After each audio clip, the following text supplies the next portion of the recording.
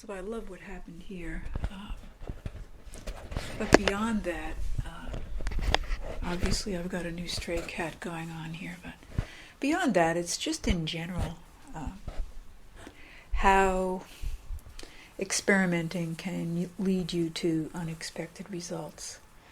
And, I mean, in terms of the paper piecing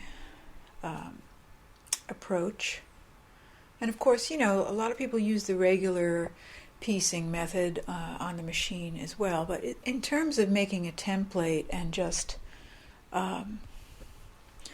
working basically from the square, which is where I always start, and start changing and slicing that up and using those pieces, in this case starting out with that paperless piecing approach and simply starting to cut up the square and then using each piece to cut out a little piece of fabric, iron it around, put the right sides together and stitch them.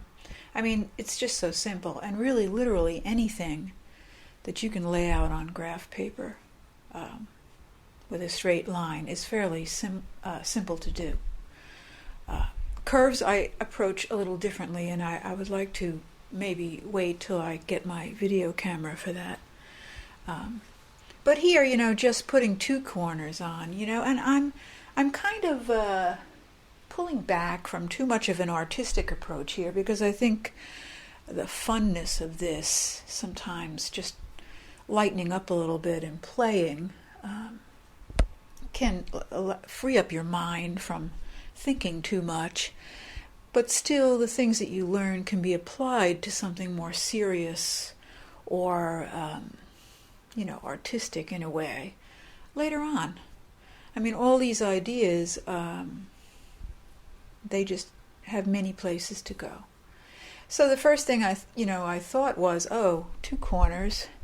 They're kind of like projections there, and I made a ring around the original 9 patch, and sometimes I think in the back of my mind I've just got, when I make choices, perhaps since I think this way so often, that I just placed those things without even noticing it.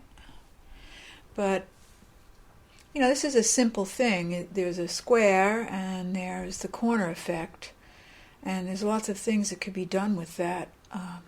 I love the fact that the corners can be different sizes, and that gives it more of a movement or a regeneration from the classic measured corner.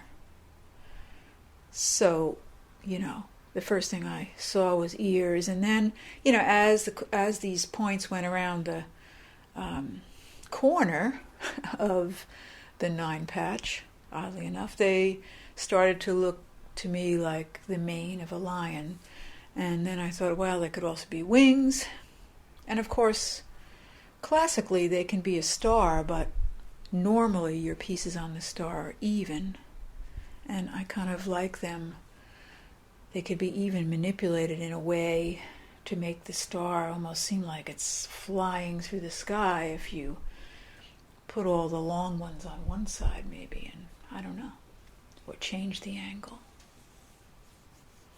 So, beyond that, this is also kind of what I call idea storming process that I go through for almost everything.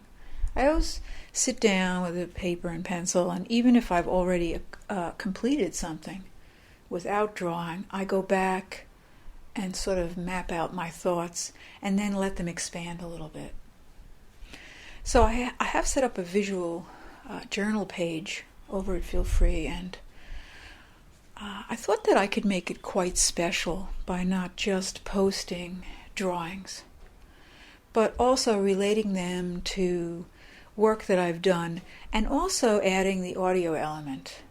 I think talking about what you do always takes it a little further than what you actually did. Because when you go to look at it and you go to say something about it, and this can be, I started out saying these things to myself, and now I'm saying them to you. But I think that every time you go to explain something, you probably do it differently because you're in a different time and place. And so that's I think that's what my visual journal will turn into, is some sort of extended gift, the format being, I think, quite special. So I'll be working on that. I might get that started over the weekend. I'm not sure, and I've got to get my camera situation straightened out. So that's where I am.